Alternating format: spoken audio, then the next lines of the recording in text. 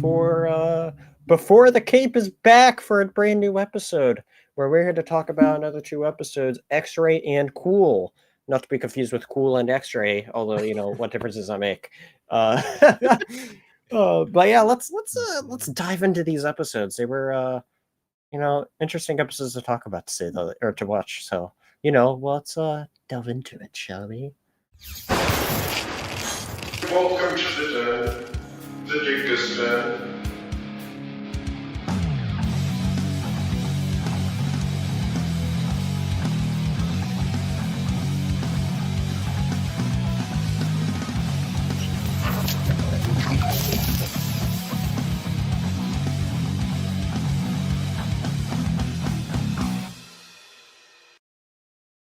All right. Well, great to see you all today.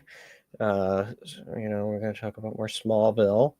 Another two episodes, which will be interesting to see. How all these go. So, overall, what are your all thoughts on this? First episode was X-Ray. What was your thoughts on X-Ray specifically? Go, Andrew.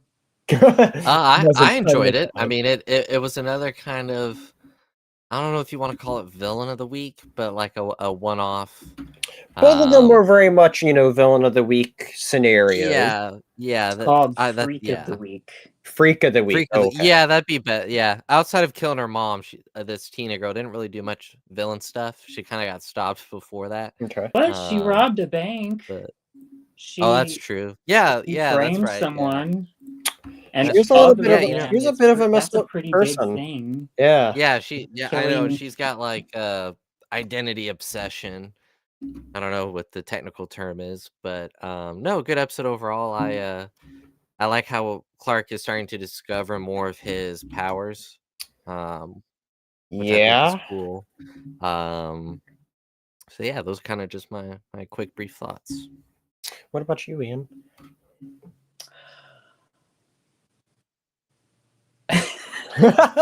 Is this one of those episodes you just could not wait to watch again? Well, actually, when I messaged you yesterday right before I was gonna watch the episode, and I was saying that of the two episodes, well, I didn't say which one I like better, but I was remembering X-Ray being better than Cool. Okay. But actually, I don't think I enjoyed it as much this time. I mean, it was good, but it was fine. Yeah. It was. I think that's a solid way to put it. Like, it wasn't a bad episode. We had some good stuff with it. There was definitely some really good stuff with a particular character, which we'll get to. Sure. Yeah. Well, it's like I said pre-show, there wasn't a whole lot of meat on the bone for both of these episodes, so it's kind of hard to be like, oh, this blew me away, but still a fun time, Yes. But let me ask you guys, well, actually, wait. Go ahead and say your thoughts, Spencer, generally, and then I'll ask you this question. No, I would very much echo what you all said. I thought it was a solid episode. I think there's some interesting things about it. Would I call it a great episode? Not necessarily, but it wasn't bad though. It was cool to see a development of Clark's powers. And I did like how that was. I think that was probably my favorite part of the episode. Was I did enjoy seeing how that power in particular developed throughout the episode, and how how he was able to use it was interesting. So we'll get into that a little bit, but because I don't remember the ways he used it is completely how I recall it completely working. I'm not saying that there's not specific moments where those didn't happen in the comics, but like I just thought it was very interesting a lot of the applications there, and possibly some creative liberties taken there as well. But I'm not entirely sure about like completely about all that was. But other than that, yeah, it was solid. So, okay, my question: were either of you like obviously since I've watched this before, like I knew that wasn't Lex. But were either of you surprised or So thought it was him or what? I didn't realize it wasn't him right off the bat, but I did think it was odd right away that he was carrying a backpack, because right away when I thought about that, my first thought was because you just see him with a backpack. Is I was like, why is Lex back in school? Because we established right that he's quite a Mhm. bit older than Clark, and like that was like my first thought. There was like I was like, why the heck does he have a backpack? He's gonna be chums with Clark. He really wants to be friends Exactly. that badly. He's gotten enrolled at Smallville High. If anyone can do it, Lex can. uh, yeah, He's going to the bank to pay his way in to go to high school. right. Yeah, that's what he needs, bribing money. Right, and then Mhm. yeah, like I definitely thought it was just Lex was acting weird, but I didn't think that like, oh, it wasn't Lex, and then it happened. I was like, oh, we're dealing with a changeling. Okay. Okay, but you thought it was a changeling the moment he like pulled the gun, or No, I didn't necessarily match the exact dots that it was a shapeshifter until it happened, but I knew something was off though the entire time. what about you, Andrew? Yeah, I pretty much am the same as Spencer. When Lex was first showing up to the bank, I thought this is weird, and I didn't think necessarily that it was like a shapeshifter, but I thought maybe it was a dream. Like maybe Lex was having some kind of vision of I don't know, whatever kind. But I was very confused. I was like, this is so like what is Lex doing? Like he's been great up until this point, and so then when it was a girl that was once Clark saw it with the X-ray, saw like the green stuff, I was like, okay, that's not Lex. So Oh, you thought it yeah, wasn't Lex. I mean, it could have been that there was something wrong with him, infected by kryptonite, made him go crazy. yeah, because I just wasn't thinking like shapeshifter because when it showed Lex's signature, and it was different. And then when he was like, "Why do I need to show my license?" I was like, "This, yeah, something's off here." So, yeah. Um, Here's another question. Do we think that the Luthers actually have any accounts within the Smallville savings and loan? Or wouldn't all their accounts be like Metropolis accounts or Cayman Island accounts or whatever? I wouldn't be surprised if Lex's dad set up accounts at that bank for him. Hmm. Like, maybe not all their money's there, but the bank teller did say that they've been using them for 12 years. I Yep. don't know necessarily how long Lex has been in Smallville, but it might be similar He's, time frame. well, he's only been there since the beginning Maybe. of the show, so a couple months. Oh, okay. Well, I Okay. mean, obviously this isn't So yeah. comics, but the comics have had, Luthers have been in Smallville for a while. Um, but I wouldn't be surprised though that the Luthers would have several bank accounts open. Yeah. Maybe some ways of if something was to go critically wrong, they have a backup. Like I wouldn't be surprised that Smallville would be maybe a main savings, you could say, to fall back Mhm. on in case something went terribly wrong with their company and they needed a you know like worst case scenario the company fails. I wouldn't be surprised that like they'd have savings there so they could Yeah. be on their feet. And it's possible that to conduct business, Well, and at it's least to the extent that they do, like owning property and stuff like that, they would have to have accounts at the local bank, maybe? I don't know. I don't know how well, finance and rules I work. feel like it's pretty common for a lot of people with that amount of money to have accounts at multiple banks, right? Don't have all your funds at one place so that if that place does get robbed or something, not all your money's Right. gone. Don't put all I'm your sure that's not kryptonite the in one main basket. reason, but yeah, exactly. Uh, so was I mean it might be skipping ahead too much, but like we never really realized too much of how this person got the powers. And I don't mean we didn't necessarily see that either with the last main like bug villain either. I think, Mhm. right? Yeah. Did we see the other guy? But like anyway, point is though is we these are just random to metahumans. And then next Mhm. episode we see how somebody gets their powers. Do we think all these villains get the powers the same way? From meteor rocks? Yeah. So far, Kryptonite rocks? Yeah. So far, it I mean, seems like it.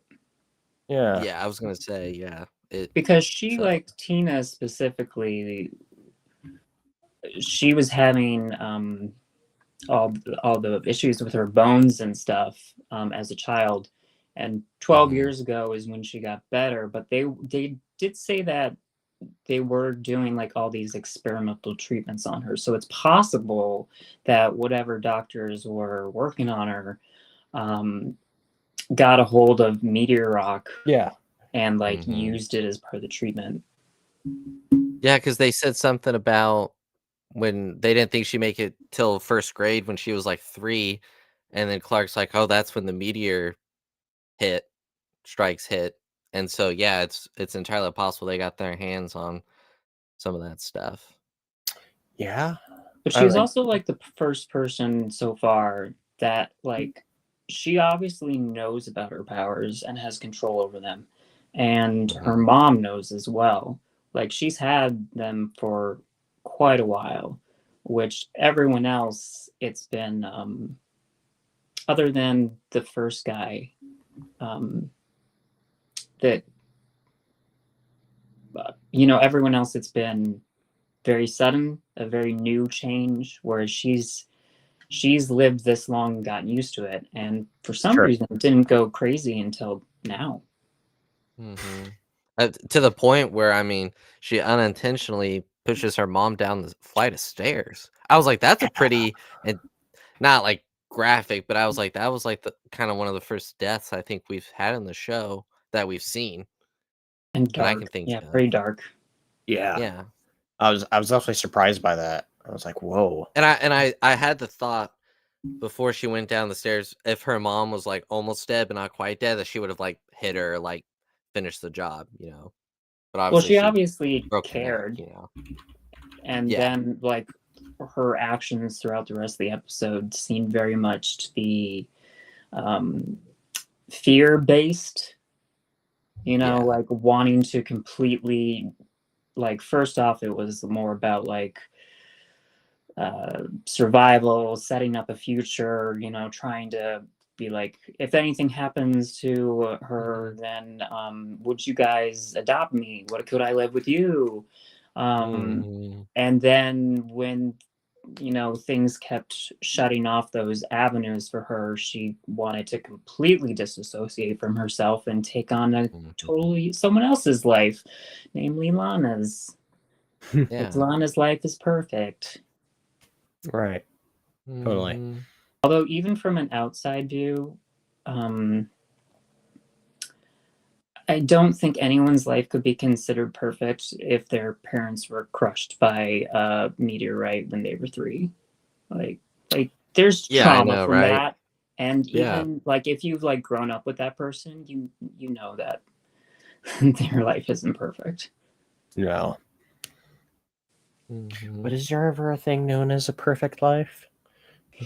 That's too deep of a question to to talk about here. But all we're here is to talk about two simple Smallville episodes. So, Yeah. I mean, that's part of it, though, isn't it? Like, Lex could, from again, this episode was all about appearances and stuff. Mhm. Like what people see you as and what you see yourself as and what you want to be. And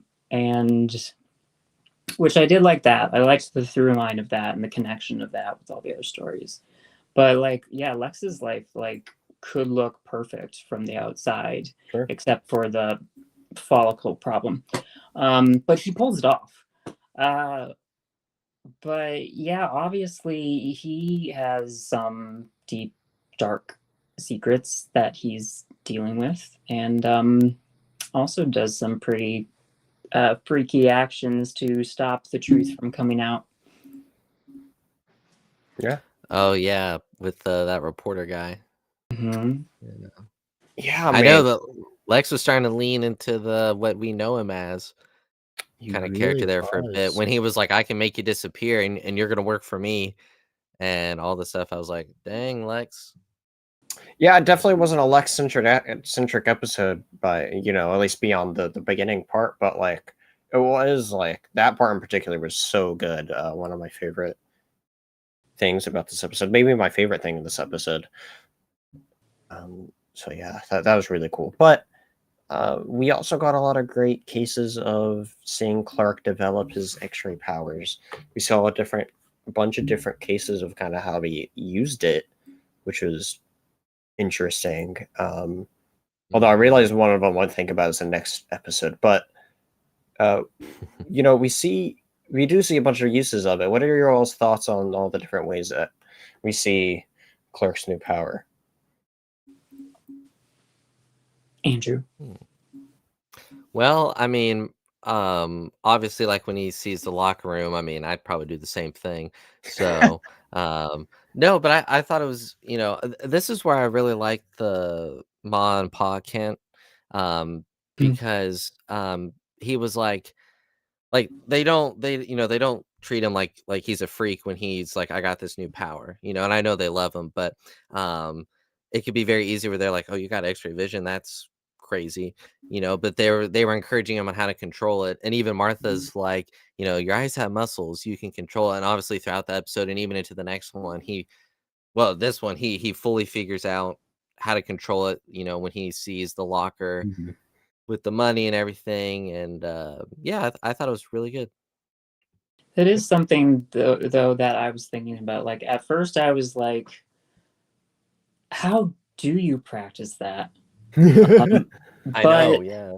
But when she did say that it's like a muscle, I'm like, well, yeah, because Clark's powers, it's not magic, it's not supernatural. Sure. He's a different species, and it's Mhm. science, like how his body reacts like to the sun's radiation and how he can do these things. So it is something physical within him. So there must be a physical trigger no matter what it is. So that brought a little more believability to it for me. Yeah. But I did also think it was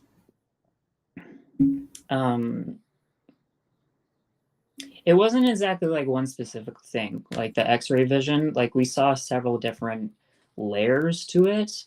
Like he can see through a wall, yet everyone still looks the same, or Right. see through a locker and see the money inside Right. the locker. But then sometimes it was like seeing through skin to the muscles, which I would have freaked out and fallen too. My God, that would be horrifying. Yeah. I'd By the want way, to that should be a definitely- safety issue.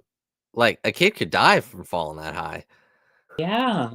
on I a mean, not hardwood Clark. floor. Yeah. No, of course not. Yeah. Wait, but was there no mat? no, there wasn't. No. It was just it was just the hardwood floor, and I'm like, what the heck? That's a liability there. Man, that is. You're Yeah. right. And they should They be should like, have mats. they should have been also confused, like, oh, Clark just got up fine. Like, I mean, I feel like sometimes people are like don't realize that Clark is a giant. Like this kid is huge, and like people are like kind of shocked if like, oh, if he starts playing football, it's like Clark Kent playing football. I never would have I thought know. that.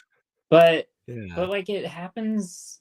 It seems to happen frequently that people are Yeah. just kind of forget that he's this really big, really good looking guy, and that they're all just stunned whenever anyone like either likes him or if he can do something, like obviously. Exactly. So if Yeah. he fell and he was fine, I'd feel like Makes sense. makes sense. Yeah. Yeah. 1 + 1 is 2. One thing I did want to point out, like with this episode, and just one thing I've noticed is, for a season that came out in 2001 and had a network TV budget, the special effects or visual effects, even now, they hold up pretty well. I feel like, Even the shape-shifting thing? yeah, I know. It was like I was like, Oh, okay, this looks okay. pretty impressive. I thought You the know? shape-shifting, at least Oh, at the beginning of the episode where she goes to Lex from and then yeah. back was bad. Yeah, but, like, the X-ray stuff, I thought that all looked That cool. was cool. Um, I love that yeah. effect. Um, And the sound. again, I mean, The it sound it design. doesn't necessarily look like special effects nowadays, but just thinking about also the budget that they would have had, like, okay, it's not bad, you know? Mhm. Yeah, you do So got to think about how the times have changed, which is quite interesting. Um, uh, I don't remember of like when the whole 3D sort of mhm, graphics sort of started necessarily. Obviously it was around this time of when they were I experimenting was gonna with it say on a wider scale. Uh, mhm, but yeah, I don't know. I didn't necessarily feel like they were aged that well, but I was kind of, I don't know, I guess surprised to see some of them. mhm, Like for it being earlier, they definitely use a bit, so it is definitely interesting to mhm. see how much a show like that uses it. Because unless it's, I mean, we did get the CW stuff did have a good bit of CG with it, so obviously it's technology that gets better and better. But I would say their Yeah, stunt work is really good. Like mhm. throwing people, Yeah. crashing cars, things like that. Like true, it's yeah. Also, pretty that should have been accurate. Clark's second sign that something was up with Lex, that Lex just had this super strength to push him through glass, you know? Um, obviously, he knows it's not Lex, but, Just what um Probably didn't know at also that first. how Yeah. are they gonna search for her mom? Like, because they don't find her bodies because, they're looking for the daughter, the cops, but no one knows that the mom's dead, right? No, Clark and Pete found her and they would have reported that. Okay, yeah, I guess that's true. Well, there was a whole scene where the cops went to ask about her, right? Isn't that what it was? Yeah, And and she she was shapeshifted disguised into as the her mom? mom. Yeah. Yeah, so that's why I'm thinking they didn't act like, "Oh, we were told you were dead." Like, because Yeah. the cops were tipped about the money in the locker. Right. Um, so I was just thinking that, I was like, "Huh." It is interesting though that um, Tina would decide to try and stay in Smallville and take over someone's life. Mhm. But stay in Smallville, stay at the school, Yeah. and not abandon that life and run away with, like, she's got a lot of money. She could get away with all of that and change into whoever she Mhm. wants. Um, Yeah. but I guess it's like this is all that she's ever known, and she wouldn't know what to do. Well, Mhm. her whole obsession with Lana, the whole episode, I just thought was kind of weird. Hmm. Yeah. Well, she even mentioned, she's like, "People say we look like sisters," and I'm like, "No, No, you you don't. don't. You don't look like sisters Kristen at all." Kruk is Asian. You are not. Oh, exactly. I was like, "There's no None similarities at whatsoever." all. Maybe from Yeah. behind if you're both wearing a similar Exactly. outfit, Maybe but from because you afar, if have I took brown off my hair. glasses, and I was looking from like 100 feet away, maybe. But yeah, I was like, no, Mm, Oh. no. no, Uh-huh. And then she shapeshifted into her boyfriend. Whitney. Um, yeah, I guess I don't know really what the objective of that was, to break him up, I guess. I don't know. I But think it was to be able to get close to Lana to attack her. But I oh mean, yeah, she probably could have done that as Tina as well. Well, maybe at that point they were looking for Tina, so she might have thought that. Um, that's right. Yeah. yeah. But That's speaking of getting close, yeah. were you guys completely, oh, that's Tina when Lana made out with Clark, or at least, I Yes. mean, by that I point. that Yeah, by that point I was, because I was like, why would Lana be doing that? That was Right. like a quick change. So I was like, yeah, this is probably Yeah, Tina. So, I agree. Once that I mean, happened, I was like, oh, that's no, not at all. I think the biggest red flag, or yellow flag for that scene was Lana was wearing a yellow shirt. Like, Lana wouldn't do that. Exactly. It's either pink or nothing. And her necklace wasn't affecting Clark at all.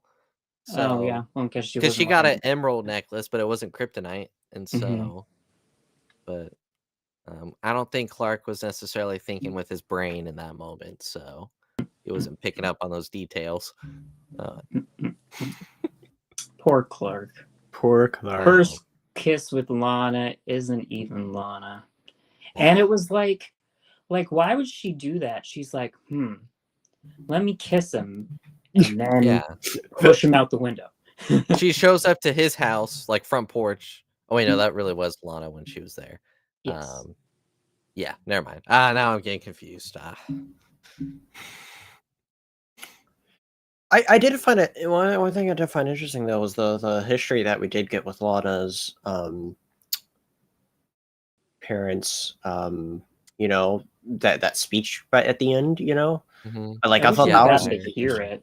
Yeah, true. But like the whole, I don't know. Yeah, I agree. But I did find it interesting to like, you know, adding some layers to Lana's character though than just being being just the love interest. I thought it was a cool added layer for where things get explored. I do hope we get to expand on it sometime though. Her parents at least her mom's becoming less of a she's just someone that died in the meteor attack, and we're starting to learn a bit more about it. Yeah, I thought that was cool. At least Lana's getting to learn about her because like she's had this mental image of what her parents had been her entire life, because I mean she probably has some memories about her parents from before, but I don't think I remember much from when I was 3 or earlier.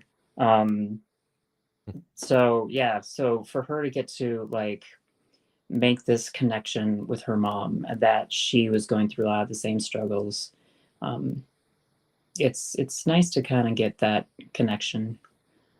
But what was I going to say? Spencer. Yeah. You were saying that with his X-ray powers, Clark's X-ray powers, that they've been like portrayed differently in other media, like comics and stuff. Like how like just the way, I don't know. I don't know how much the comics have actually gone into explicitly showing up, but like the ways that I have always thought of it, in my mind at least, is that he's more of just able to sense the beings, you know, something closer to the X-ray vision, you know, that, well, like when we initially see it for when he falls, right? I always think of it something like that, you know. I find it weird that it's something like possibly where he just looks through a wall and sees it perfectly. I've never kind of thought of it that way, where he can perfectly see in another space through something solid. I don't know if that's actually the way it is, but like I've never personally read like Superman that way to where like that's how he senses it. I feel it more of like a fourth sense sort of thing, or fifth sense sort of thing, or sixth sense. Yeah, that's the number. But yeah, that's sort of the idea to get it. Like the since we're talking about it, like the weirdest one that I was like, I don't get that at all, is the in next episode with the card trick. How he's able to see that, you know? Yeah. With that, I was like, that's not how that works. It's not?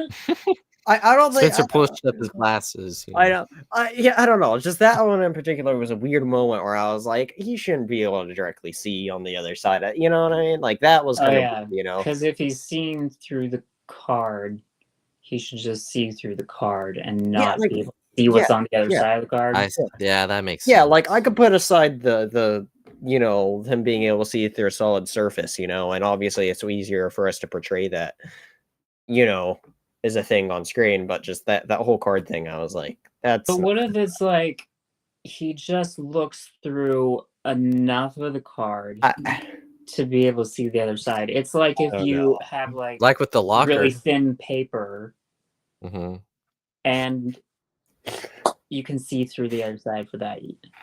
I don't know. It just seems too He weird just to me. turns everything into Like, really thin paper. That's the power.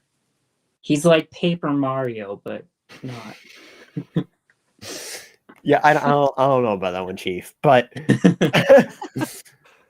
I mean, I you're mean, not quite okay. sold on that one, but All right. I'll I work don't on know. it. Each your own, I suppose. I don't know. I just thought it was weird. Yeah.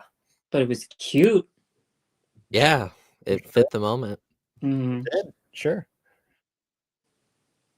You know, it'd be cooler if he's an actual magician, but you know, he doesn't like magic. You know, magic is actually like, other than kryptonite, like Superman's main weakness. So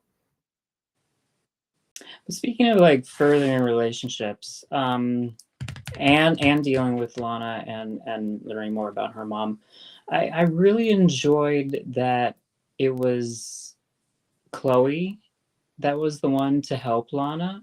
Um, Mhm. and that one, they actually got to have a full, real conversation, and it didn't deal with any extraneous stuff. It wasn't talking about, oh, how do you feel about Clark or anything. It was just specifically about this and learning more about her mom, and also that Chloe really went out of her way to help her for someone that she's kind of been dismissive towards, like partly because Clark really likes her, and I think it's kind of obvious that Chloe kind of likes Clark, Mhm. and uh, but also to the fact that she's been the cheerleader pom pom person, and she does give a little derisive comment about that, but otherwise she was like, I thought it was a really good episode with the two of them and like furthering a potential friendship between them. Yeah, I agree. yeah, I agree. I didn't think about their relationship specifically, but I think that's a really good point out of what we got in this episode. Yeah, that was good. Mhm.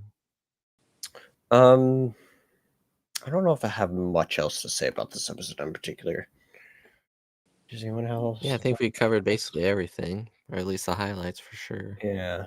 that I I mean, can the think biggest of. thing I think, well, one of the biggest things I think is just like this was the first truly villainous act of Lex. Like all before, it's Oh been like yeah. people being like, "Oh, Mhm. Lex, your family is so bad, and we don't like you."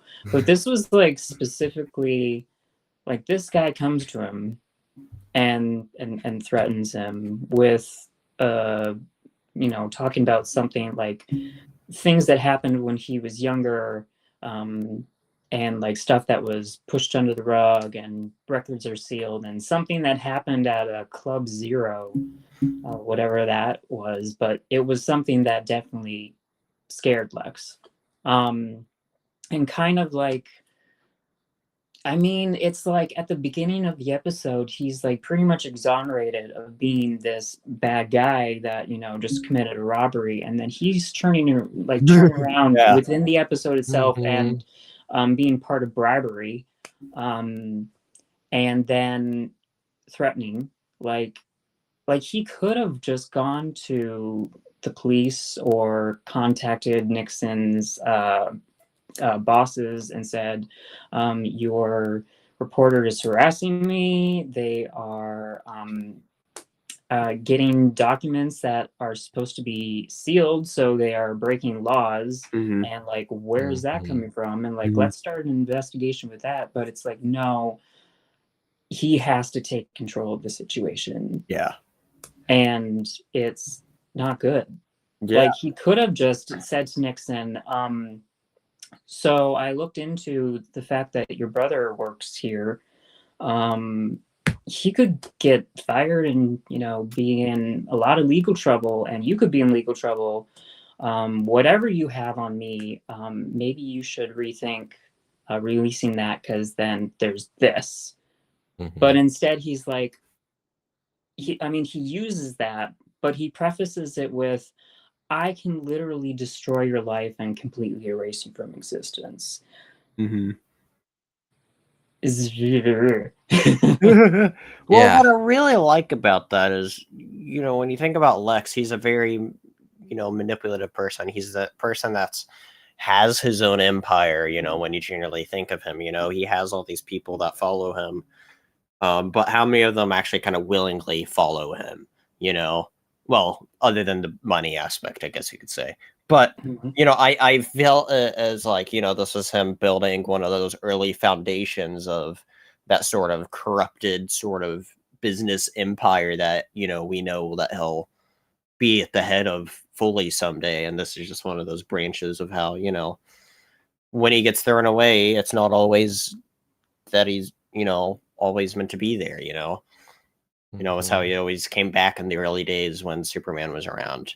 So, but Yep. But it's also interesting that he doesn't just use these threats to shut Nixon down. He's like, okay, I can now use you.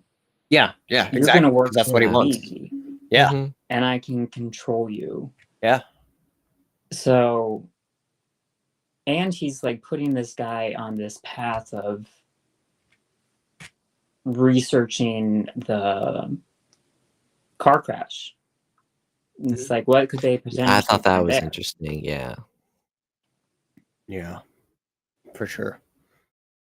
I Yeah, wonder if Clark has That fingerprints. for a split second, I almost thought that that wasn't Lex, that was Tina with like the car stuff. Oh, Because the way that Lex was talking about the car, like he completely shifted in this whole scene. I mean, think about in essentially like an afternoon, he made all those calls and made all those pulls to basically make this guy disappear.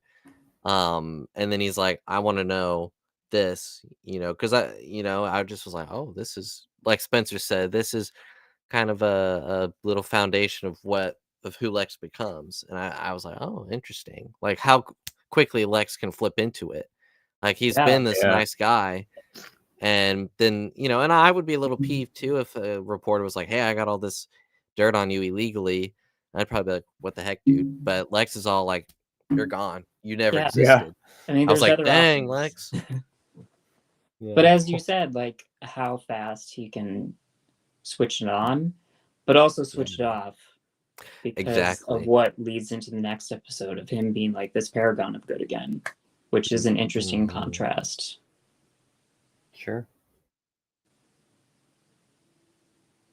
But that's all I had to say about this one. Sounds good. Oh wait, did we have Yeah. a MVP of this one? We need to come up with Oh yeah. Oh. Hmm. You know, I didn't think about that when I was watching these. I should have though. Um, The first character that comes to mind is Chloe. yeah, Just that's Oh, where my mind was going. but I mean, like what you said, Ian, earlier, when Lana came to her, she easily could have been like, "I'm not interested. I'm not doing that." Kind of be cold to her again, but she really opened up with her, and I think because she knew the importance of this situation to her. Once Lana was like, "It's my mother," I think she was like, "Oh." Um, so yeah. especially since I don't think it's been revealed yet, but this isn't much of a spoiler. Chloe is raised by a single dad. Her mom's not around, so it's probably Gotcha. a link there that she Yeah. knows how Yeah, important it is to find yeah, out more makes about a sense. parent.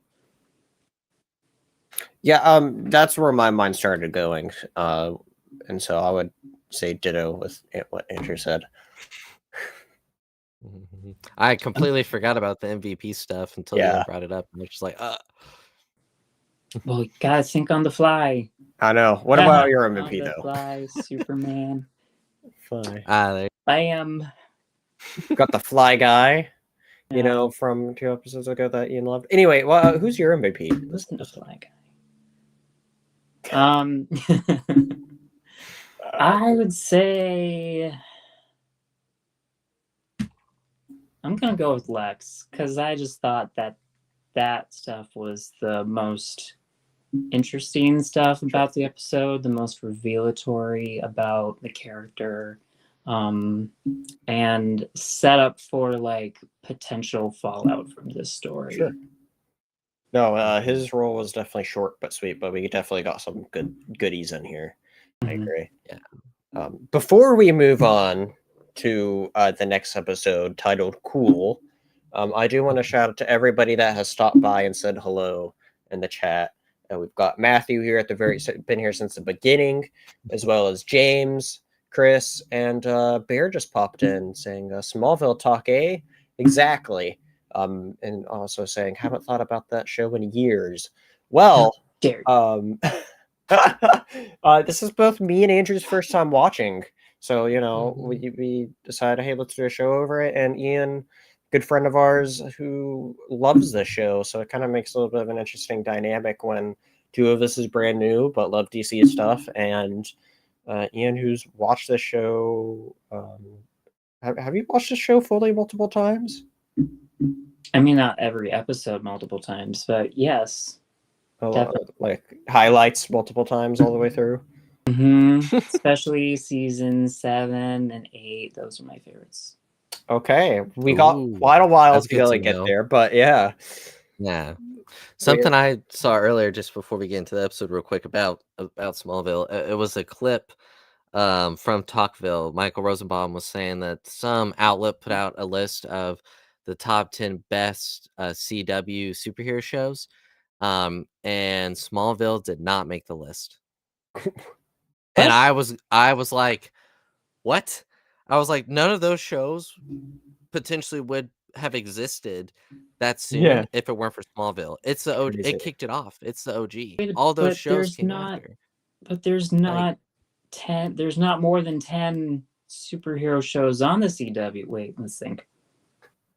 Specifically, well, there's some CW, that had like right? one season or something. Okay, hold on. All right, there's Arrow. Hold on. So I don't know what's on this list, but like, does it classify things that didn't premiere on the CW? Yeah, because they're like, well, I think so. Because like, if there's something like Swamp Thing on there, Swamp Thing got a really good first season, and that was oh, you're right, it got acquired. It later got onto CW, but so like I was like, well, I understand if things like that aren't acquired, and obviously, we talked. But if they had that on the list and not Smallville, exactly, that's what I'm saying. Is like, all right, trying to think of, or are they counting other superhero stuff that it wasn't necessarily superhero shows. I'm sorry, it was the 10 best shows ever on the CW. Oh, but they still don't and include Smallville. Well, that still doesn't make sense. Did they include I'm still like, Gossip Girl? That was definitely on that list, wasn't it? Yeah, I don't know. My sister loved that show. I tried watching one episode and I was like, no, I'm out. Yeah, that doesn't sound. You know what? After Smallville, we'll review that. Okay. Bear did say I would assume it would have to do something with the later seasons of Smallville. In my opinion, it got weird and a stretch after a while. Yeah, maybe. Disagree. Yeah. Gets better. Interesting. We'll see what happens as we go. Will they think Ian's right or that he's crazy? Well, crazier than you will like the later seasons better. We'll see. Maybe. You know what? For how much we've talked over the last couple of years, I do think you probably have a really good scary taste of things that I like. So, Is that a compliment?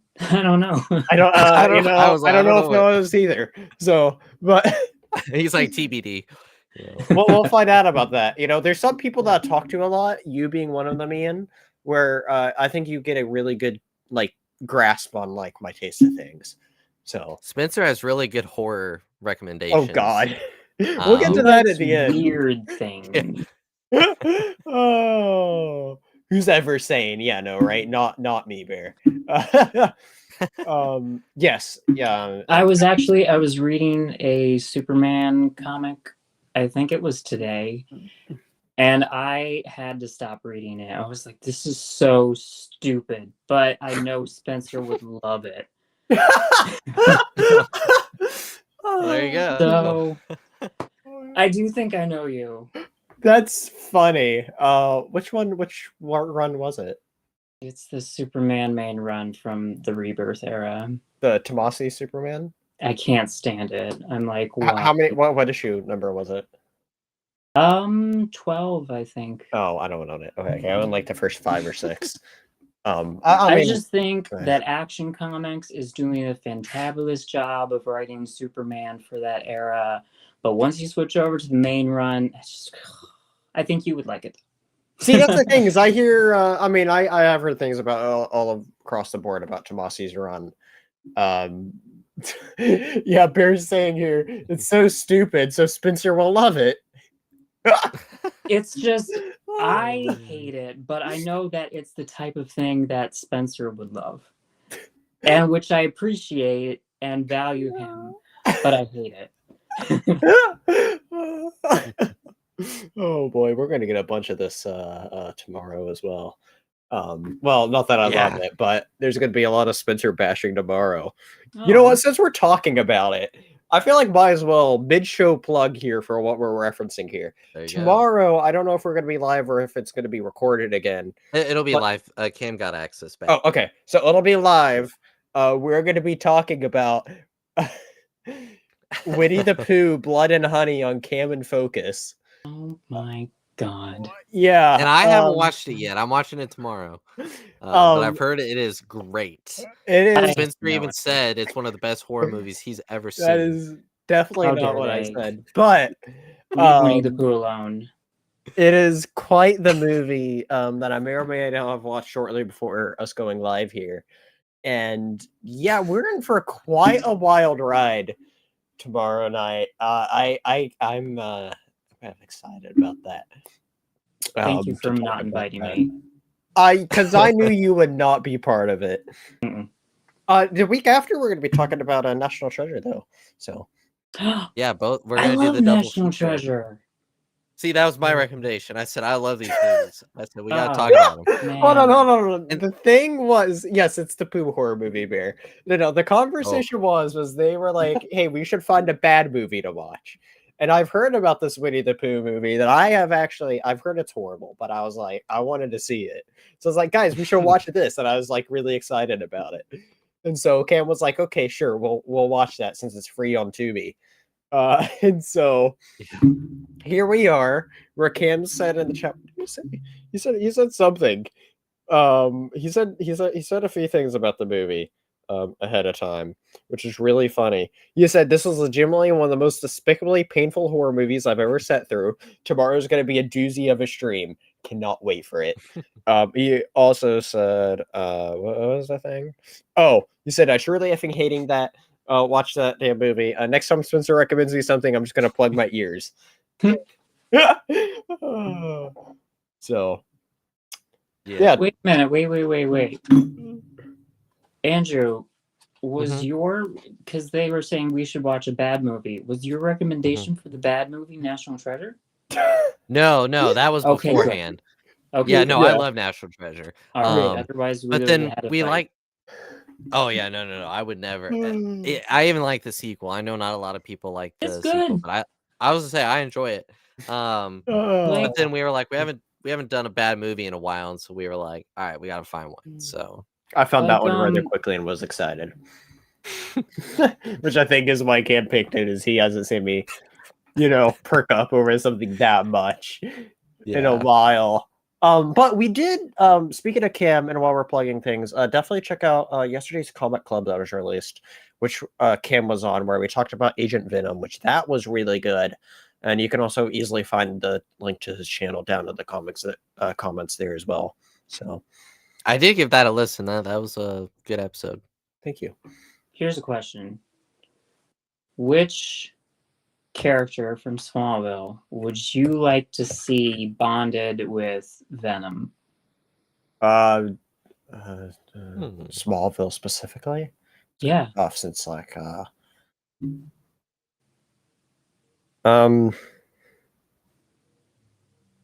I think it'd be quite interesting to see the villain of this next episode be bonded with. I was just about to say Sean. I was like, imagine a gold Venom. Let's talk Ice about Venom? this. Mr. Freeze has somehow made his way into Smallville. Isn't that crazy? Yeah. But this Mr. Freeze character, totally not named Sean Kelvin, which I found interesting because, most people mainly just talk about Fahrenheit and Celsius, but there is a third measurement out there used mainly in scientific stuff called Kelvin. Nerd. So I wonder if that's. Thank you. He is I wearing wonder. glasses. I I'll go think that so was. for you. Yeah. And mine are right here. I'm not wearing them. Well, there you go. So I wonder if that was part of the main, sort of reasoning why his name was Kelvin. Oh, it definitely was. Yeah. 100%. And like the I previous knew that. episode with the reporter that his last name is Nixon, and it's Oh, yeah. like dealing with like a reporter scandal type thing. Sure. I didn't. True. They liked their. Matthew was talking about the National Treasure series, saying that he actually enjoyed the series. Oh wow, that's quite a. I liked when Riley showed up, but that was about it. Wait, who's Riley? Oh wait, yeah. Never mind. I liked aspects of the show. Yeah, I really liked one of the main characters, the red-haired guy who played guitar and sang. Like he's really good. Possibly the only good actor on the show. And he was on Stargirl. First season at least. Sure. To be honest, that was one of those series where after I don't really remember much because I only watched it once, and each episode I was like, I'm only watching this because I'm already this many episodes in, might as well finish it. But even one episode in. Oh, I didn't get that far. Yeah, I kept thinking maybe it'll get good because all it takes is one episode, and I was like, No. nah, I want another not a fan of this movie. at all. I know they need to. There were talks for a while that they were going to do a third one. I don't know if that's but still. It's been 20 freaking years almost. I know. It came out in 27 will be 20 2007. years. The second one, yeah. Because the first one came out the year before I was born. Oh god. So. I knew that was See gonna make things like that I was around like, Ian. Yeah. No. Because it was 04, right? If it was 04. Oh. Yeah, wow. But yeah, 04, I'm still younger than Nicolas Cage, I'll say that. There you go. I remember Possibly I a better forgot actor. the series was a thing until Matthew brought it up. Because I remember Yeah. I remember thinking ahead of it. I was like, how's National Treasure gonna work without Nicolas Cage? And then I saw all the things said about it, and it gave me zero desire to watch it. So I think it had potential, but its problem for me was like I don't get it when they spend millions of dollars on a project and yet they get really bad actors. Wow. Yeah, and like the show looked kind of bland, like boring. Like it just the stakes never felt like in National Treasure where it's like we got to get the declaration before Ian does because he'll damage the document. yeah, I still don't know. Yeah. What did I do? Yeah, it just I was not. I mean, hey, if you like the series, that's great, but it just wasn't for me. Anyway, the whole side tangent about National Treasure there. Tune in which next is the week next into show Cameron we will be Focus. reviewing. So Next. Well, But we're supposed to review Gossip Girl first. Oh God. So after Gossip Girl, we'll do National Treasure is looking a lot more appealing now, guys. Actually, it is. Wow. Anyway, Mr. Freeze made his way into Smallville, absolutely terrorized things. Also, quite a different origin. Quite the retcon for, Mr. Freeze's origin. I don't know why he's not in Gotham and in Metropolis, or not even Metropolis, but Smallville. Like, why is he in Superman's world? Like, come on, guys. Well, and this was the first of the. That's a good point. This is the first of the villain of the week, the freak of the week, where up until he started using his powers for stuff, I felt bad for him with how he got the falling in the water and like everything. I was like, ooh, that'd be scary. I like this comment we just got where Bear just said, back to the Venom idea, Lionel Luthor symbiote. I like that. Yes. Oh. Yes. Man. I was gonna say Lex. I wasn't thinking Lionel. Oh my god, that's the best. Imagine the hair flip. Give this I baked these really good cookies earlier. You get a cookie. Man. And the co-host don't even get a cookie apparently. So Wow. However, We didn't pick good enough characters. however, if Venom takes over Lionel, if they become one thing, it still has to have Lionel's hair because he That has to exactly. be able Imagine to the do hair those flips hair of Venom. flips. Yeah. The Venom hair flip. I want to see it. Okay. You know, I'm not far from that hair length. If I keep growing out my hair till next Halloween, I can Yeah. be Lionel for Halloween, Yeah. and no one would know who I am. Spencer So, would have to cut his hair a lot. I was about to say I need yeah, to cut it. you'd have to cut your hair a bit, I'll and then I'll people cut would my just hair think to I'm John Lionel. Wick. Just you wait. You know, right? Anyway. Okay. Anyway, of the 2 episodes, I enjoyed this one more. I don't know about you all. What about you? Same. Overall, yeah. Yeah. Probably, yeah. I thought that he was a little bit more interesting of a villain, if that makes sense. Yeah. Really? Yeah. For me, it just interested me a little I more. don't know. because previous I villain wouldn't was even a really little call more. him a villain though. Yeah, I mean, the thing about last one is, what's her name?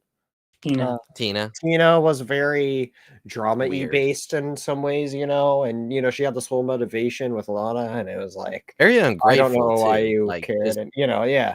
There's this yeah. one, like, yeah, it was a bit more of a traditionally villain in some aspects, but I enjoyed it more. Yeah, but she did. Yeah. I mean, they both had motivation, but she had like character motivation that was like Sure. built on her Yeah. past, built on Uh-huh. her own That's personal true. That's a problems good and point. psyche. Yeah. It was linked to the theme that everyone was dealing with, appearances and all that. Yeah. Whereas this one was just, I need to get warm, and that means I True. have to Sure. kill everyone. Well, I mean, it's interesting though. It's like I it's not think it was just more somebody. entertaining. We got another shower scene. See, there we go. A big plus right there. So, I mean, I really wish I had X-ray vision during that, but I mean, can't all have everything. So that's my Tina motive. Clark has X-ray vision, and I'm just so jealous, and so. Well, talking about those, it is interesting though. Like he's killing not necessarily just to kill, like some villains, but somebody that has to, or else he dies. Does he have? Well, does he have to? We don't know if he will. Well, but he's No, because extremely. I cold, don't think though. he intended to kill the girl. I think it was just one of those where he didn't care, completely though. froze her and then fallen over. I mean, Well, I don't know if that was his intention. Was Sure, to kill we her. don't know how far below his powers go. But like here's my question: Mhm. Is he even alive? Because to hold me, That's a good point. it looks like he got killed. He drowned and froze under the water. sure. And there's meteors in the water. Yeah, but they maybe they reanimated him. I don't know if he's alive. This is a cool I like this interpretation of the character I didn't think of. It's a cool. It is a cool. Yeah. Well, yeah, because it seems like he can't go like more than a couple hours before he needs to warm up again. But yeah, he does kind of walk and act like someone that was kind of like episode 2, the guy that I mean, he was technically still alive, but he was like not aware of what was going on because he was acting without. Once his powers were taken from Clark, he was like, "What happened?" Tommy, I think his name was. So who? Episode 2, the kid that was strapped, or it was the first episode who was strapped to the high schooler, because like I mean he was never dead boy for a while. No. Yeah. Yeah. No. That guy. That guy. I think his name's Jeremy. Jeremy, that's right. He was confusing. Mm-hmm. Like, why didn't he age? Yeah. I guess I don't know. Pretty man. A lot of good questions being asked, apparently. I do like that their interpretation that you were just talking about with him being dead, though.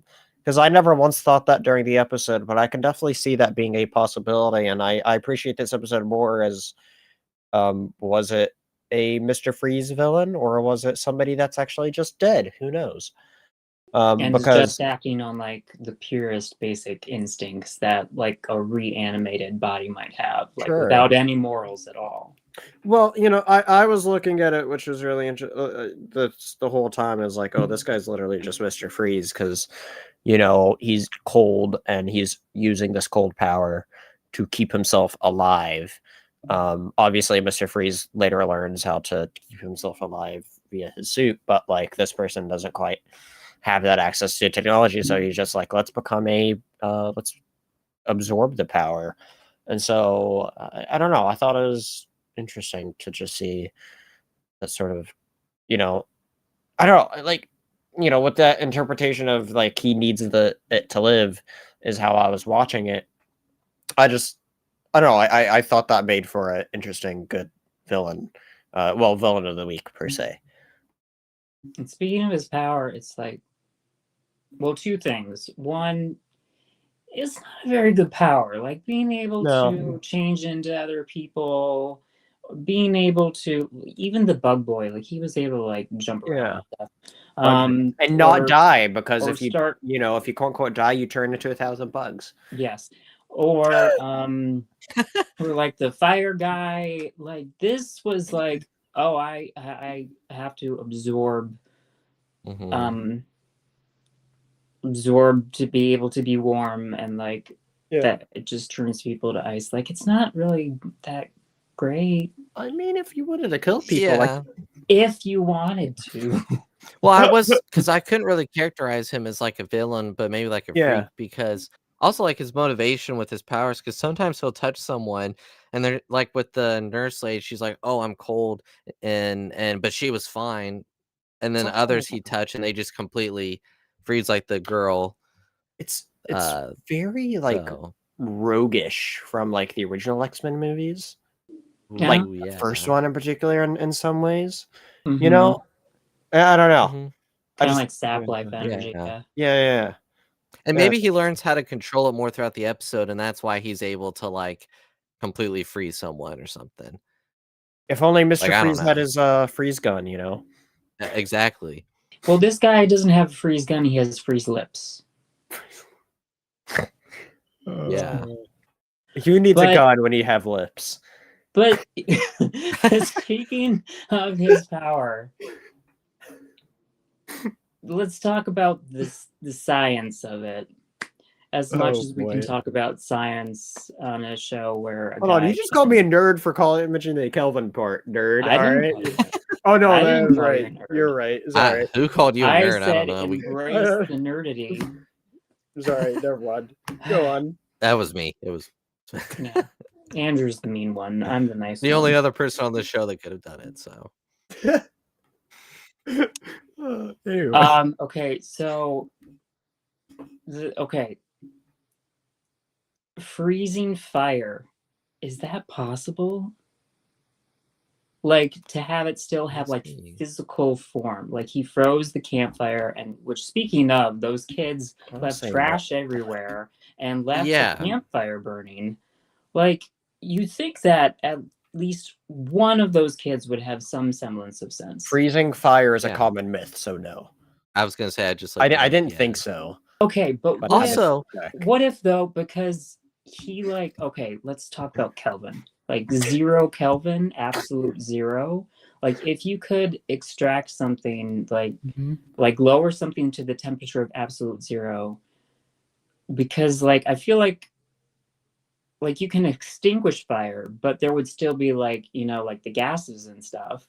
And so if it's fast enough, would it still freeze in that form? That's one of those things that if it is possible, we obviously don't have the technology to do that. That's but true. Even then, I don't even know if something feasibly like that is, because you have to take into the accounts of the biggest problem is like, with fire being more of like a chemical gas sort of thing, having to turn that into a solid, yeah, there'd be no oxygen, so you have to figure out the whatever component would turn it in that other way directly. So I don't know. Welcome to the science show, everybody. This is what was the science show from Big Bang Theory? I don't I remember. don't know. Sid But the science speaking- kid. Okay, so other than Sean Kelvin's lips, do you guys know where the coldest place in the known universe is? Space. It's gotta be one of the planets. The Final Frontier. Yeah. It's on Earth. It's a on man-made Earth. thing. Okay. Like it's this device in this place that's like built under these mountains that they're trying to like study neutrinos and like changes in neutrinos, and so to be able to see those changes and stuff, they have to have things as cold as possible. So they've created this whole device thing that, as far as we know, is the coldest place in the universe, even colder than the vacuum of space. Well, okay, Oh. that's interesting because I guess it's probably not technically the coldest, but the coldest that we know of because that's the only one we can accurately measure. Mm-hmm. So, in But our we can minds, measure it's where it space would as be. well. Right, but like I don't think you could like go to a planet and exactly measure how cold something like that would be, though. That's Of why I course, to said have the something like known universe. that. Okay, Known. sure, okay. Like we haven't explored the ice caves of Pluto yet. Well, because we can't. It would take We close to a can. lifetime to like get there. To Pluto? Yeah, it'd take a long, No, very long well, time. it would take a Pluto's not long that far. time. Yeah, No. Pluto But like is a round very trip. far. No. Like, No, you know. Pluto is very far. But Let me I look think it up. I think okay, so they sent out I've been watching a lot of space stuff recently. They sent out this mission, I don't remember which mission it was, but it was specifically to study Pluto, and I think it took 7 years to get there. I was gonna say this one a long time. says around 9 to 12 years based on current spacecraft technology, and then you got to think about the trip back. So you're looking between 18 to 24 years Which says we have to potentially. come back. We're gonna Yeah. colonize Pluto. Fair We're gonna enough. make friends with the Martians. what are they doing on Pluto?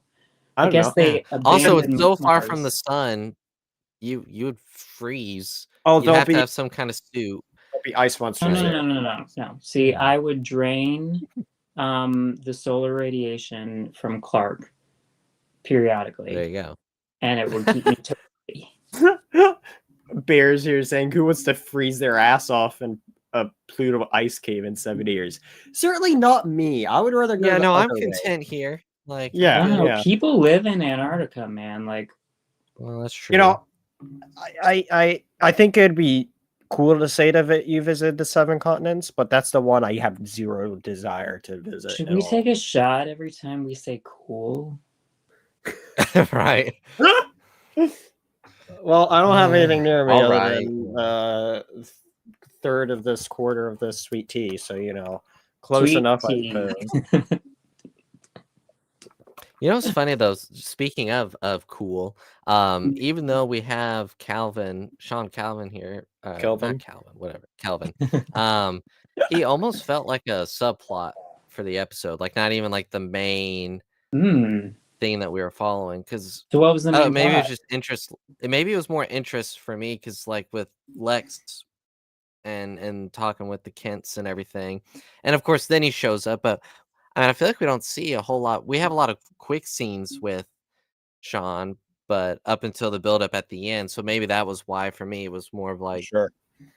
it was still a very cool episode, a fun episode, but Yeah, there's not as much characterization for him. Like I was watching, and I totally thought that after Clark saved Chloe, that was the end of the episode.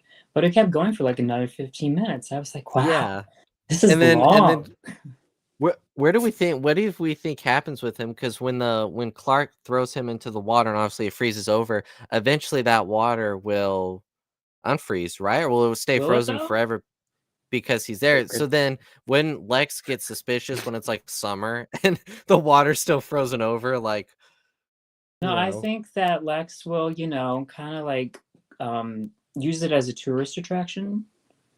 You know, Right, make money off of it. Ice I skating mean, rink. All your ice skating he's rink. all about opportunities. Oh, that You know would what? be That's a good point.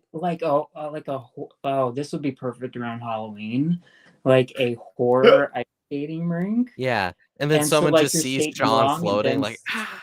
You'd or be then he literally skating grabs over his dead hand out. bodies. That'd be crazy. Oh, Yeah, man. it's part of the Halloween, you know. Yeah, yeah. He can.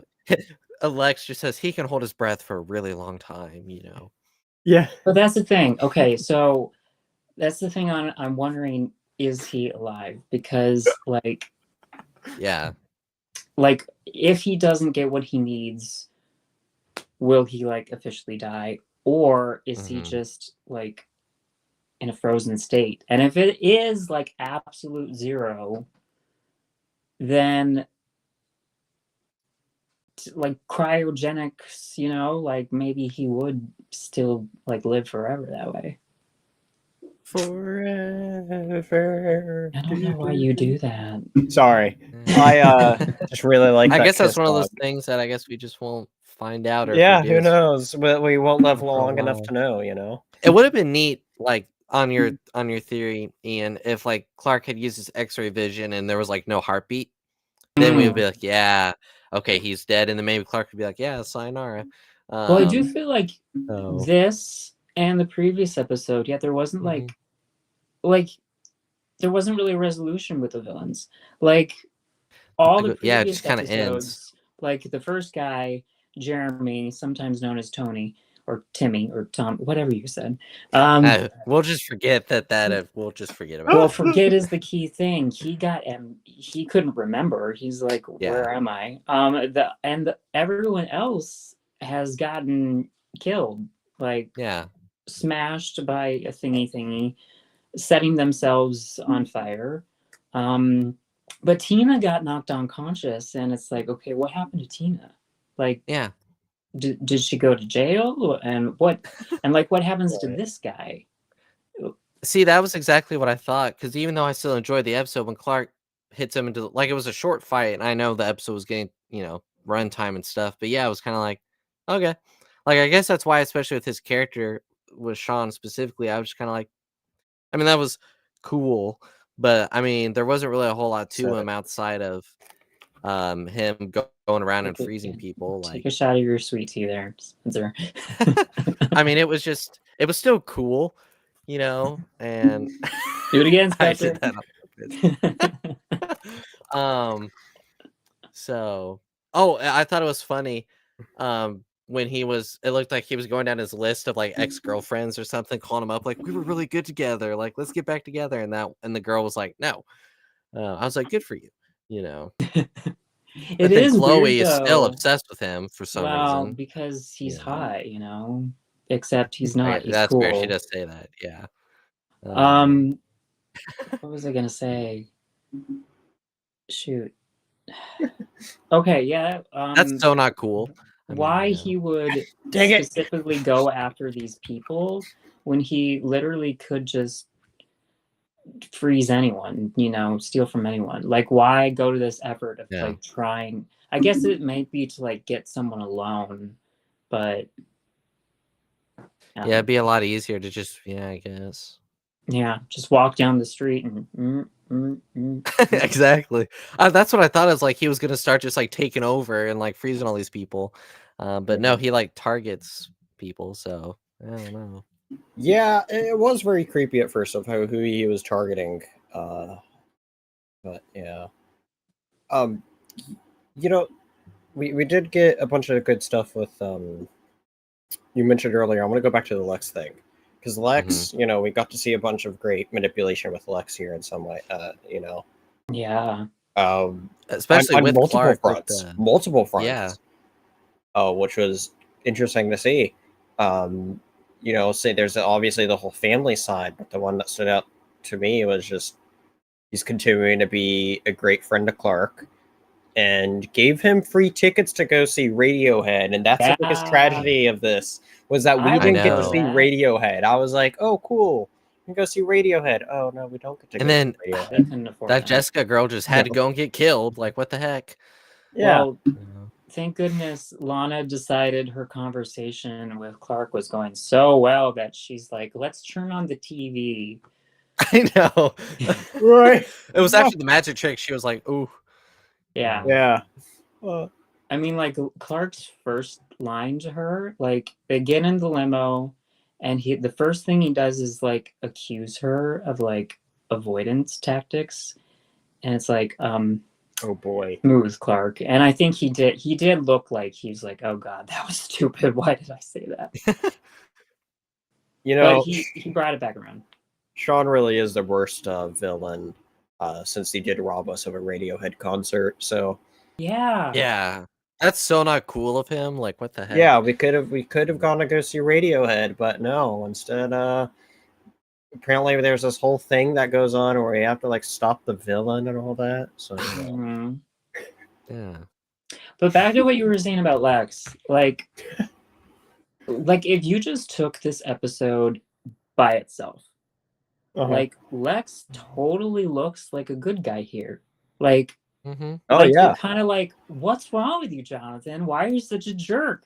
Which I got my issues with Jonathan. We'll get to that in later episodes. But here, it's like, man, Jonathan, what's wrong? He's being so nice, and like when he Mhm. says, Mhm. he's like, I'm just trying to be a nice person to you, you're suspicious. But then when he says, well, I'm not running a charity case, that I mean, this is a business transaction, then you're also suspicious. And it's like, Lex can't win. But Yeah. if you watch this episode right after the previous episode, you're like, this kid, Uh, this yeah. kid has like deeper, Mhm. much deeper issues, and like was truly quite villainous in the previous episode. And like the contrast here, it's like makes you, if you watch it following that episode, it's like makes you much more suspicious of his motives. Like, what are Yeah. they? Like, what's the leverage that he would potentially have with doing a private business deal with them? Like, he could even use that down the road to get the farm from them, you No. know? Like, if he loans them money, right? And maybe, you know, if he turns more into like a jerk and he's like, "Oh, you're not paying me back. I get the farm." Like, you didn't read the fine print. Like, I actually sided with Jonathan with his cautiousness with accepting that. Even if Lex's intentions are actually good, But it's do like you what side with it you know. because you know who Lex is, or or is there like actual reason? Because like if you look I at it at face value, mhm.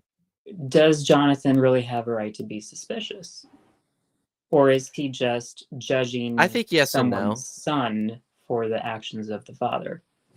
Like I said, I think yes and no, because if you're just looking at it with this and not thinking about who Lex becomes, um, when someone at that level of power and rich as he has and even his father has comes and offers you directly a business deal like that, I think sometimes you're like, what do you want? Like what and I think Jonathan even says this, it's like, what do you gain? What do you get from it other than just helping us out?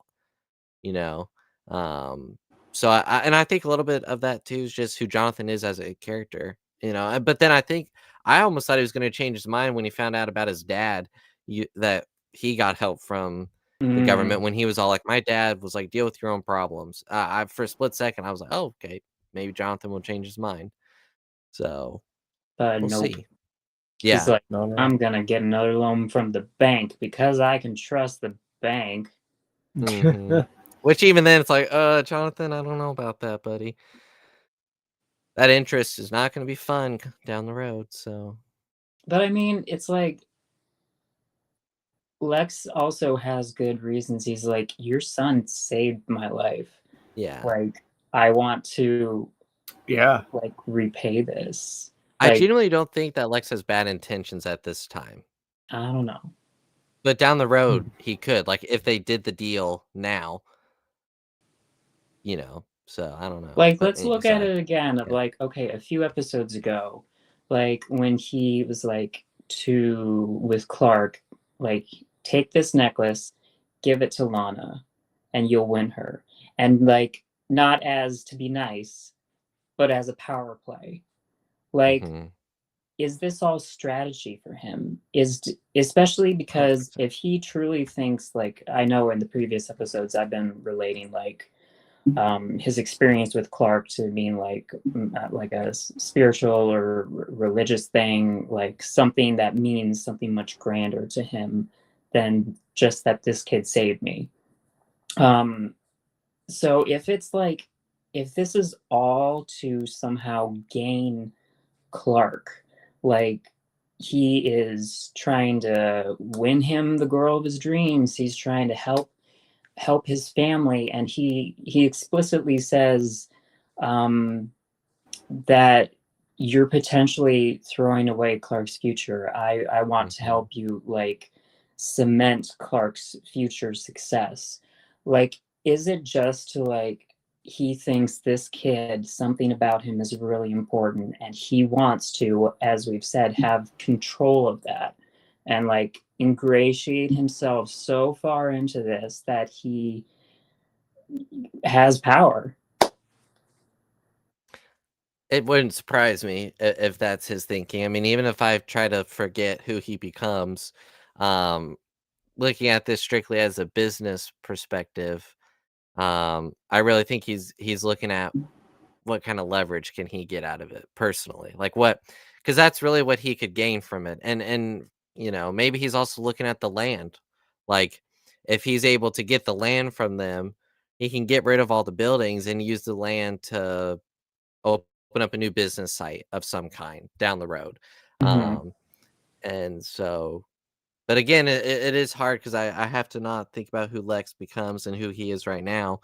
He could really be looking at it as a return the favor, but he probably in the back of his mind is thinking, I could use this.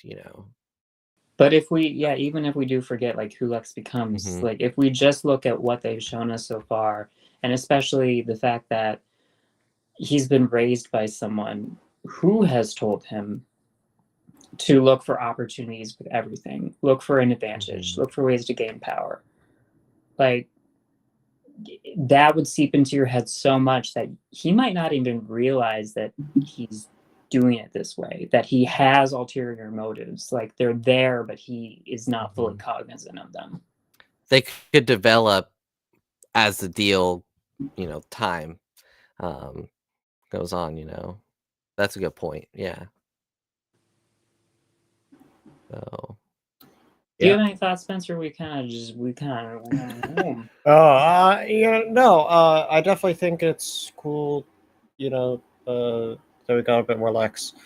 It's I don't know. I really don't have much, to be honest. I thought it was, Lex was a really great standout. I I was thinking that it'd be funny if I said if the MVP for me this episode was Lex because he's got Radiohead tickets, but but then I actually thought about it and I decided Lex isn't my MVP for this episode. Oh, so you have one. I do have one actually after that's thinking just about jumping it. the gun right there. Yeah. Um, after thinking about it, I decided Lana would be my MVP for this episode. Really? Yeah. Okay. Why? Because I really like, we're seeing this be an episode where everyone's trying to do their own thing in a lot of ways, right? Um, but if you look at her situation specifically, you see Clark's trying to, well, Lex is manipulating situation, and then Clark's trying to, not use her, but like get his way with her, add a step for her, and then obviously she has her current boyfriend, which of what's his name again? Whitney. Whitney. I don't know if I can ever remember that name. Of Whitney, who's just doing his own thing, and so and we see her, you know, just stand on her own well as a character, and learning how to traverse like, oh, she's not just the girlfriend, but she's something more than that, where she stands out more on her own in this episode, and we see her, you know, forced to do things, on her own in this case. So Yeah. Yeah, I liked her a lot in this episode too. I was like thinking, oh wow, are we gonna get through an episode where Lana isn't in danger? But no. Well, no, Exactly. that's the obligatory thing at the end. But yeah. Speaking of, it was I don't think we've gotten through an episode yet either without some sort of car accident situation. Like they go off the road in this episode in Yeah. Whitney's truck, which speaking of, Yeah. like Whitney's parents are gonna be all like, what is going on here? Again. You Yeah. totaled two of our cars. But and then in the previous episode, Clark almost runs Martha. well, Martha. Oh my god. Almost runs Martha over. I was like thinking Mrs. Kent, but I was like Tina's mom there for a second. I was like, Mrs. Kent. No, oh no, Martha, right. Martha. Yeah. Okay. These people need to learn how to drive. What the heck? Yeah. You know? You should always expect that someone is randomly going to be standing in the road on a random off road that happens to be right by Alexa's house mansion. So yeah. Expansion. So whose would your be? Like I can talk really. Whose would your be? I still can't do it. My Andrew. MVP. Let me think on that a second.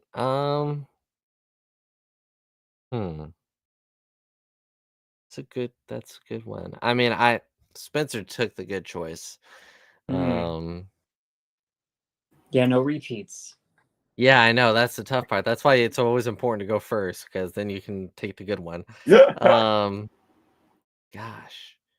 And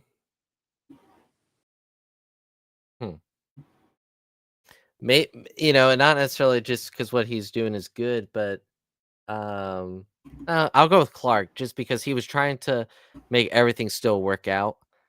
Even when the not date was plans changed. I mean, he still went back to the coffee shop to see if she was there. It wasn't like he just completely forgot about it. I Although, don't know. do you think? Because first off, there's literally no reason why he would have to say, "I'll explain everything to you later." Just say, "We just saw Sean being like they're looking for Sean specifically. Mhm. I know that Sean is supposed to go meet with Chloe. I think she's in danger. I'm gonna go try to help her. You call the cops." Instead of it being all like, well, I don't know where he is, but it must have been important. That's true. But that would have had to have gotten out. Like Chloe or someone would have told her, yeah, that guy tried to kill me. Clark saved me. But at least she wasn't mad at him, Yeah, no. When he showed up to her locker, I thought she was just gonna like shut her locker and walk off.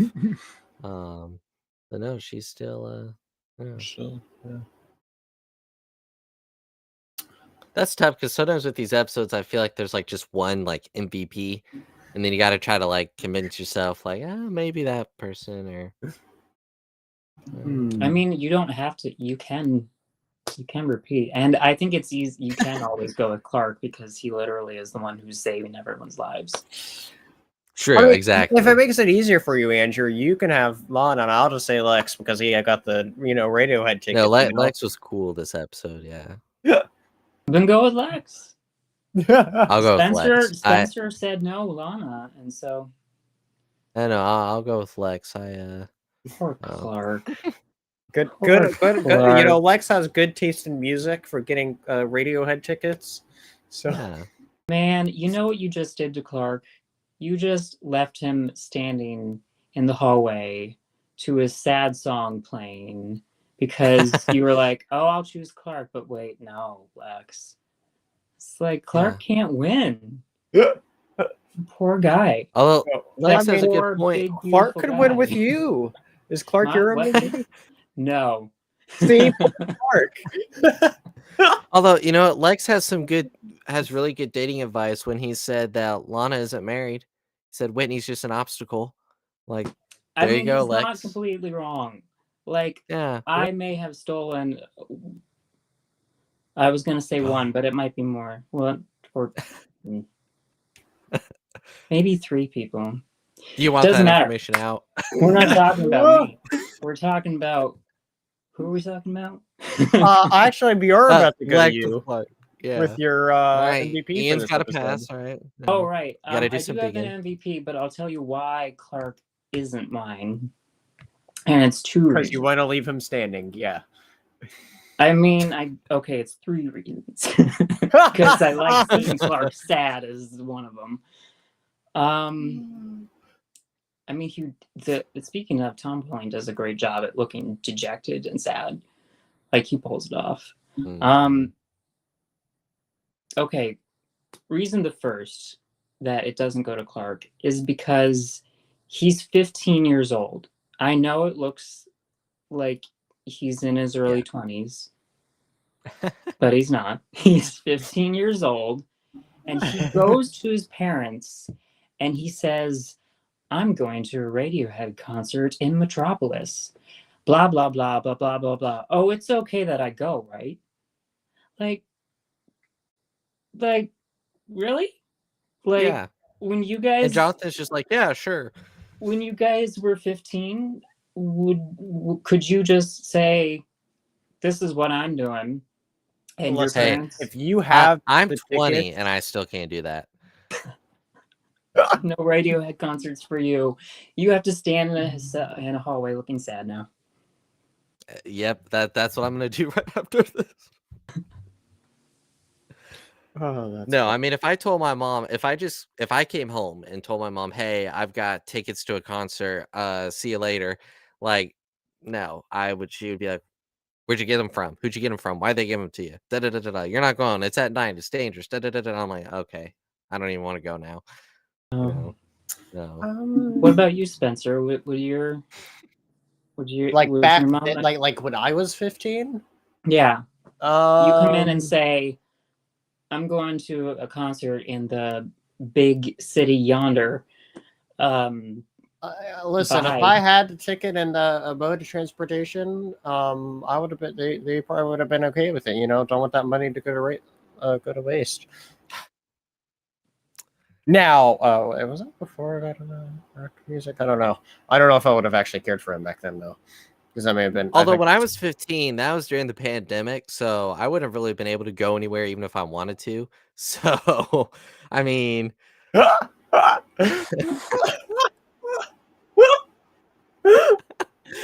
thought just occurred to me. I was like, wait. Oh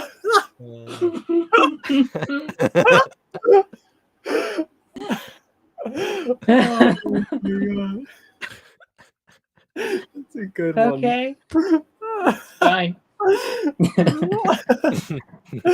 But it's a good thought. Like, if that wasn't going on, I Yeah. still wouldn't have been allowed to go anywhere anyway. So, Okay. not by myself, at least, you know. Well, I mean, you I have that think- +1 ticket, so you'd bring me along, obviously. My parents would have let me go because I think they would have been all like, "Oh my God, he's getting out of the house." Especially because my sister was like not good at following rules and things as a younger person. So, but I think they were like, they got like the extremes. Like my sister was the acting out person, and I was the person who is like, oh my God, wants to leave the house. Go. Sure. I don't know if you'd ever get this, Spencer, but whenever I would try to do something, I'd always get it's a different time now talk where it's like, you know, you could just be walking down the street and someone's going to try to rob you or something, you know, and I'd be like, because I hear these stories from my parents all the time, but they're like, yeah, you'd go out and you'd come home before dark, but your parents didn't need to know where you are.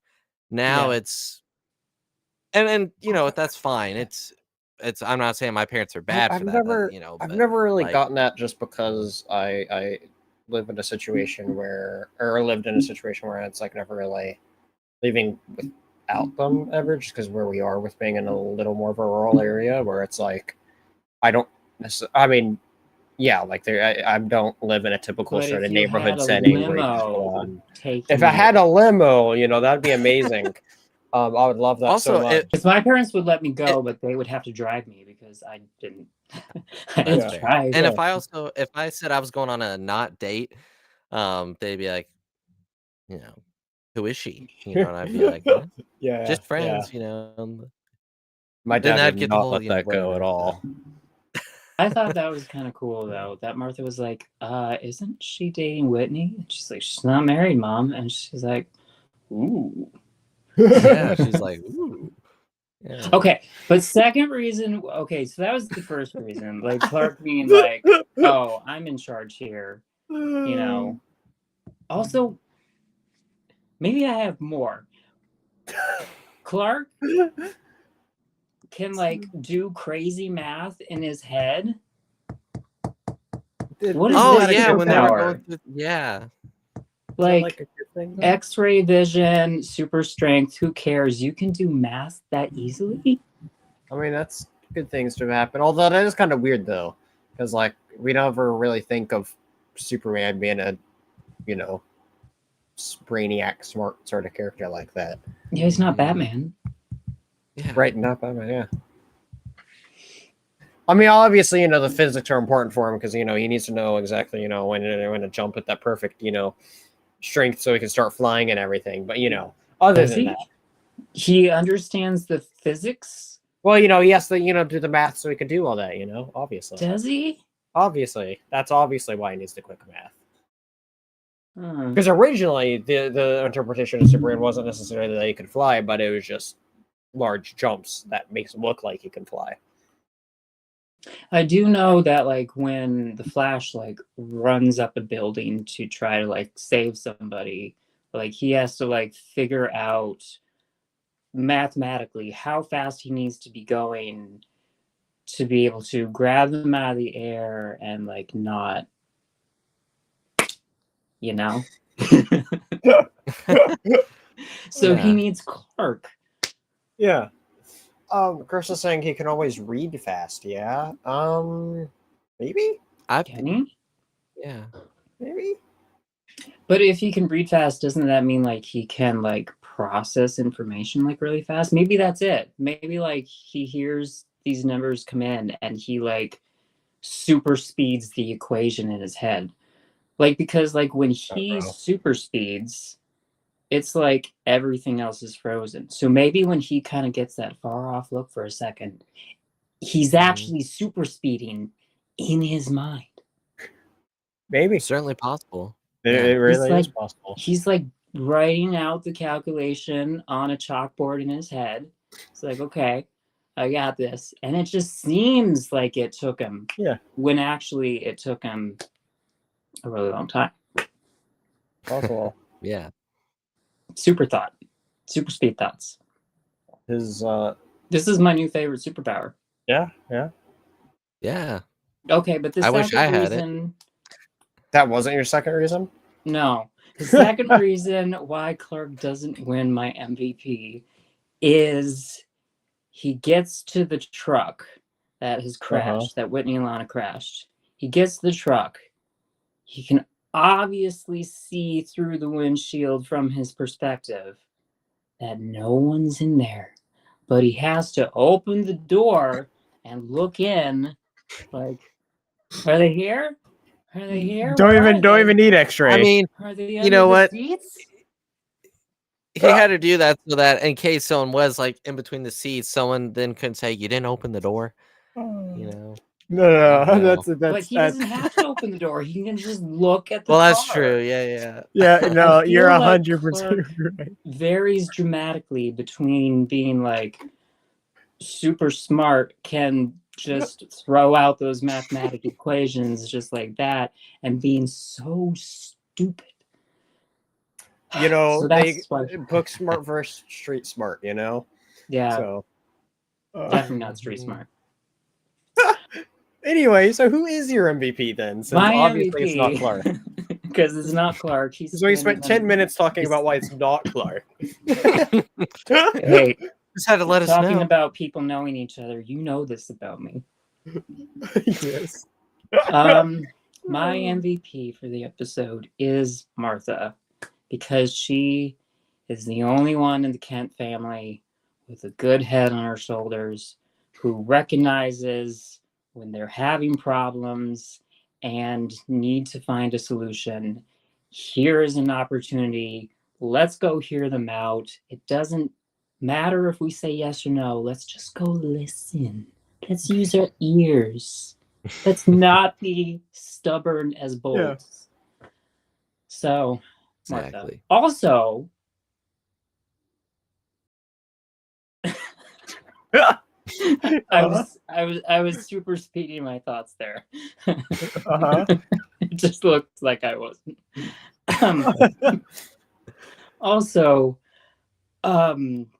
Martha and Jonathan, when they were in Lex's house and like the power goes out and stuff like that, and they know that there's this killer on the loose and is nearby.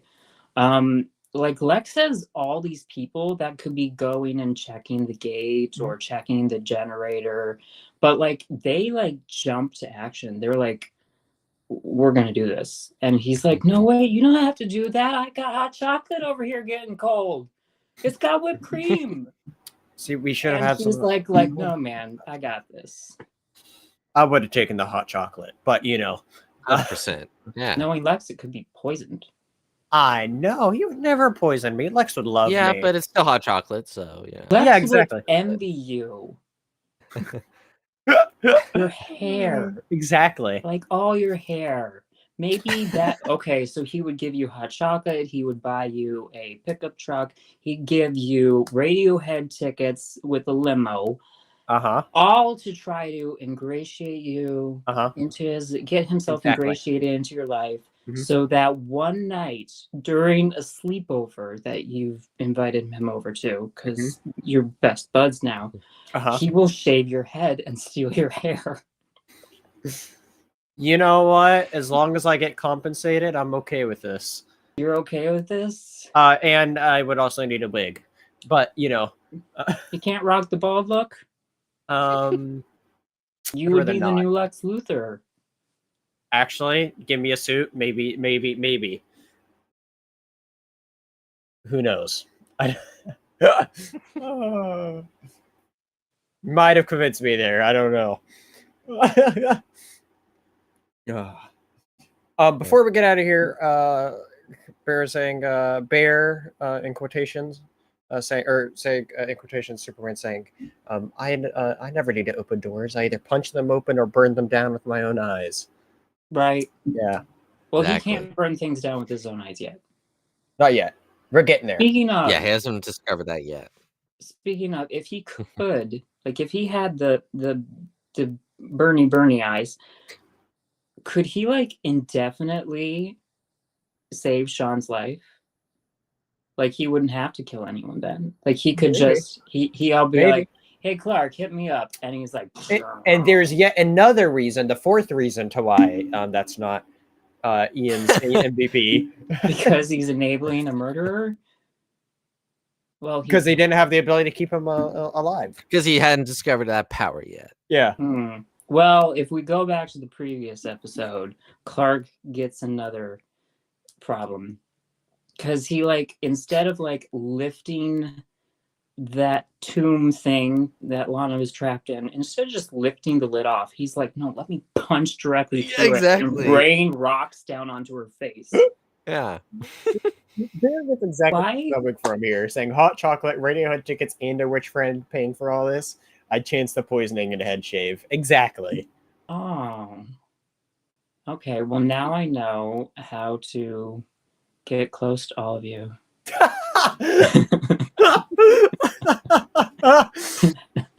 Oh my god! You guys are we both get a message from me and say, "Hey, come over! I got hot chocolate."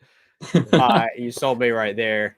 You don't even need the Radiohead tickets. All the Radiohead tickets would have been great because I would love to see them. But you know.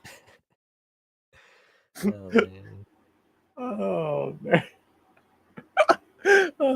Anyway, speaking of powers and stuff, I did find it interesting because you would have guessed from the title after going off of an episode titled X-Ray that we would have gotten to see development of Superman's cold breath in this. Right. And so I was a little surprised that we didn't get any, like, we didn't even get a hint that that could be a thing later on. You know, like, you know, we get one-liners of, you know, we've talked about the one-liners in previous episodes about, like, you know, how, you know, there's like stuff, you know, referenced here, right? And so, like, you know, it's kind of interesting how, like, we got nothing like that in this one. But would you want it to Yeah. happen this early? Like I'm directly not, after? Like personally, I not think maybe getting the X-ray vision was sure. a little too soon. Maybe, possibly. Um, I could see that, and you know, I would agree that it would be, but I was just not saying that I'm unhappy about him. I just thought it was interesting that, you know, there's kind of nothing at all to really say anything about it, you know. So, Well, I could tell you the exact episode that it may or may not happen. or we'll just find out But it later on won't. in next episode and before the Cape if it'll be that one or not. Who knows? Because this one Yeah. is, I'm pretty sure this has turned into our longest episode. We've gone for almost 2 hours, which is crazy. Well, an hour 45 minutes at this point, but And I started this thinking, I have nothing to say. yeah, I literally said before the show, I said these episodes didn't really have a lot happen. I mean, we And did found a spend way a to talk fair amount about of it. time talking about National Treasure and science. that was like 5 and- minutes, but yeah, True. no, we found a bunch of fun things to talk about. This ended up being a very fun time, though. Lots of laughs were to be had. Thank you, everybody, so much who tuned in. Make sure you hit that like and subscribe button and check out more Dingus Den content. But before we get out of here, Andrew, what do you have going on over the next week? yeah. So we already did Cam and Focus earlier. So over Don't on forget, you can't forget Cam and Focus, though. That's the most important one, though, of everything yeah, that no, we're doing. if you didn't catch it earlier, we're discussing on the Cam and Focus YouTube channel tomorrow night the cinematic excellence that is Winnie the Pooh, Blood and Honey, per Spencer's recommendation. So, so I'm watching it tomorrow afternoon. So I am weirdly looking forward to that. I'm gonna go watch a more for the real Winnie the Pooh experience. movie. I want to watch Christopher Robin. I haven't seen that. Oh, that Oh, one's yeah. good. That one was good. And Got then Obi-Wan over on Kenobi. the exactly. And then over on the Feast of Fandoms YouTube channel, Monday night for MCU Monday, we will be continuing our Jessica Jones. I'd say rewatch. I haven't seen season 2 yet. It's the first time watch for me. Season 2, episode 6, I believe, Nice. is the episode we're on. And then Thursday nights, Cantina Happy Hour. We're going back to Clone Wars after the week off with Visions. It's the Siege of Mandalore arc, I believe is what it is in season 2. So that's gonna be a lot of fun. So yeah, that's all I got. So, Nice. Very cool. Cool stuff. Yeah. Ian, do you have anything going on that you want to shout out? Not anything anyone can watch. I All have right. stuff. Don't worry I have a about life. it. I've got radio exactly, tickets yeah. and Well, hot sometimes you chocolate wanted to today. shout out. You know, it's okay. Let's see here. Next week on Dingus Den, you can make sure I'll probably have another comic club out on Friday, I think. At least that's the plan that I have in my head since I'm trying to do video uploads on Fridays. So make sure to check that out, as well as the last comic club I just released yesterday that I already plugged earlier about Agent Venom. And because I want people to check it out, tomorrow, Winnie the Pooh, Blood and Honey. I can't. Ironically, that might be the most excited I've ever been to talk about a movie on Cam's channel, and I know it's Oh, gonna man. probably be roasting me half the time. Of Spencer, why? Because it's all my fault to why we're watching that movie in the first place. So, Oh my gosh. oh, I can't believe it. Anyway, It's gonna be an experience. it is going to be an experience. I can't wait to talk about it. And everyone's going to be looking at me and being like, what is wrong with you, Spencer? And so, yeah, tomorrow night's going to be a fun one. I'm very much looking forward to that. But anyway, thank you all, everybody, for tuning in and checking out this episode of Before the Cape. It was a lot of fun talking about these couple of episodes. Next week, what was next week's episode title called? It's called Hourglass, which is one of the ones that I think we might just be doing that one.